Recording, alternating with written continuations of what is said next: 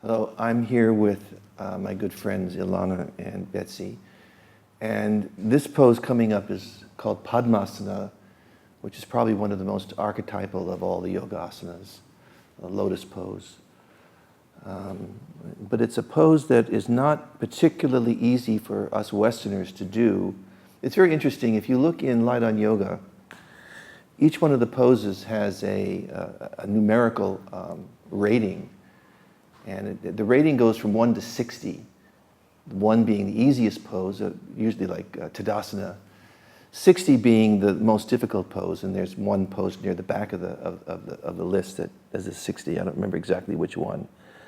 But Lotus is rated like a 6 or something like that, and it's, of course, a 6 for people who don't sit in chairs all the time, who sit on the floor, and whose hips have maintained a nice opening.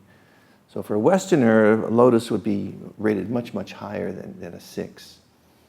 And so it's extremely important that when you work with Lotus, if you do need to work with it, that you take a lot of precautions in doing the pose. It's very important that your hips be open before you even try to bring the feet into the full Lotus.